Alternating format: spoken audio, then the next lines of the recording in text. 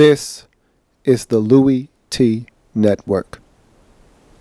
Hey, either you're outside or you're in the lab room. Who else could it be but me? You're me. Louie T, welcome. You are in the lab room. Of course, I am your host, Louie. Thank you for joining me. This is the NFL Draft Prospects 101. Your guide to some of the biggest and hottest names of the 2015 NFL Draft. We're talking wide receivers. We're talking Super Six. We're talking Oklahoma's Dorial Green-Beckham, DGB. And it sounds like some kind of explosive or some kind of secret device can be used as such if you know what you're doing with this kind of talent. Let's jump into his pros and talk about this guy. And the first thing that jumps off the screen at you is his size. What a specimen. Let's just go ahead and tie these first two pros together. Tremendous size, and he's a height, weight, speed specimen. Al Davis right now is doing backflips in his grave because he would have loved to draft this guy to the Oakland Raiders had he still been on earth with us. And this is a guy at 6'5", 237 pounds that can pick him up and put him down. And when you watch the tape, this guy looks like he might even be running faster than that. I question whether the game speed is actually faster than the time speed that we saw at the combine, because this dude looks like he's running every bit of 4.43, 4.42. He is flying on tape. I'm talking about running by guys left and right, making plays on the football. He's a height, weight, speed specimen. You can't coach 6'5", you can't coach 237, and you can't coach 6'5", 237 to move the way that Dorial Green-Beckham does when he's on the football field. Frame.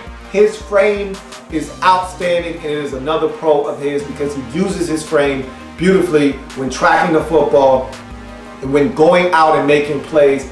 His frame is one that helps him accelerate away from defenders, because a lot of times that last stretch at the last minute, boom, to go get the football, his frame allows him to actually be even with a receiver and still make a play on the football. His frame, because it's 6'5", again, there's not a lot you can do with that. Even a 6-foot corner is still at a 5-inch disadvantage when you're talking about Dorial Green-Beckham. That frame is outstanding, and again, once he learns how to play at the next level, this guy is going to be a nuisance for years to come. He's a yakster, and again, if you're going to be elite in this league, you gotta be able to get yards after the catch.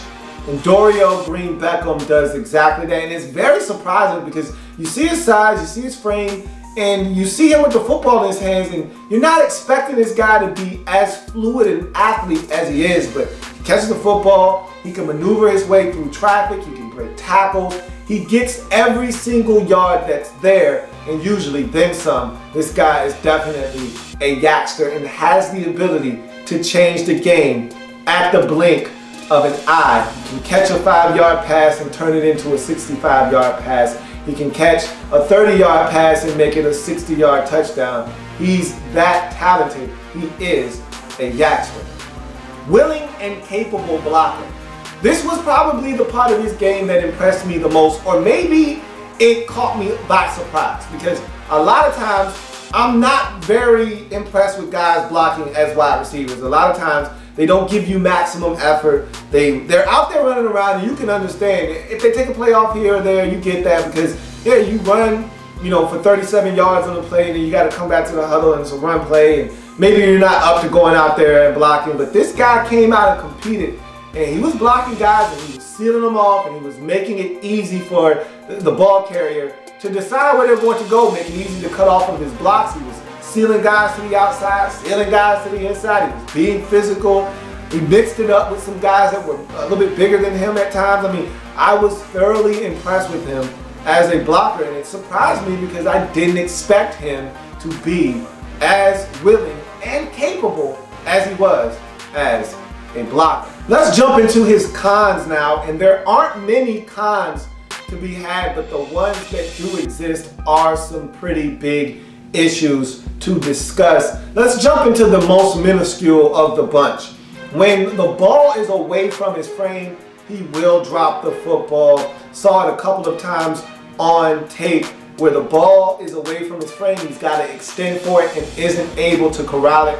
Even one of those times in one of those bowl games in 2013 versus Oklahoma State, ball is up a little high, should have been caught. Seen him catch that type of pass numerous times. Goes right through his hands into the hands of Justin Gilbert, who returns the ball deep into Missouri territory. So again, you're talking about a guy that can make all the plays in the world, and you're looking around and like, man, these are some impressive plays, and then he ball away from his frame a little bit, and he will struggle in that department.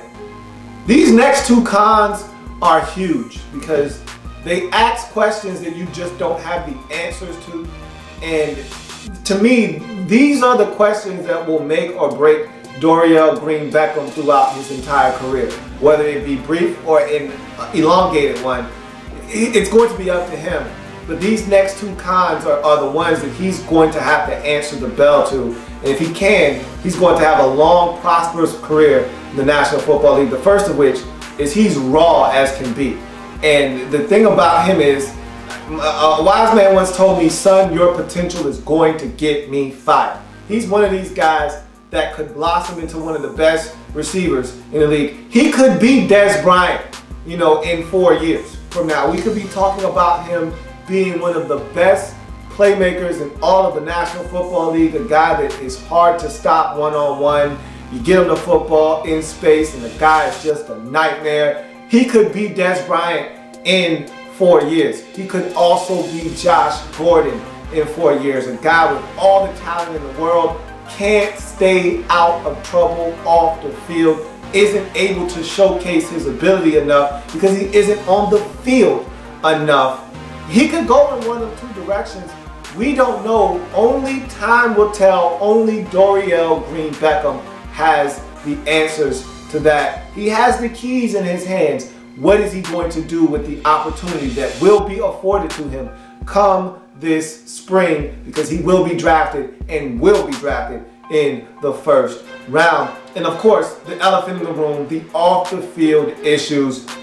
He's a weed smoker, has been busted for it on numerous occasions, and was suspended from the Missouri Tigers team, ultimately kicked off the team for his behavior off the field. Then he had an issue with a young lady where he supposedly threw her down a set of steps. He was never charged. Charges were never brought up on him, but that has been a situation that has been a black eye for him as well. And so he's got some things off the field that can scare some teams away. Some teams are probably going to take him off of their board because of them. The talent is there. There's no denying that. Everyone loves the player.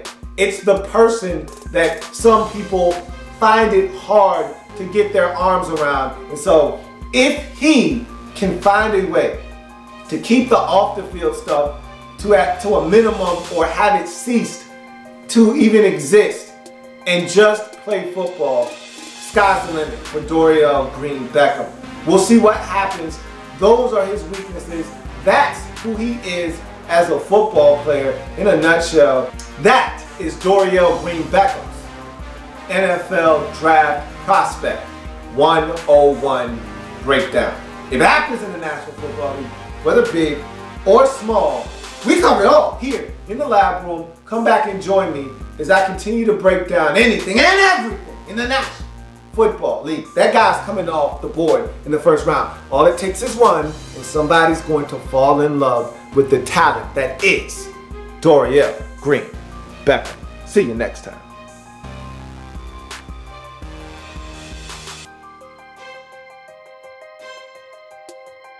There's plenty more where that came from. While you're here, subscribe to the channel. If you want more Louie T, be sure to follow me on Twitter at @InTheLabRoom, or you can like the Facebook page at In the Lab Room.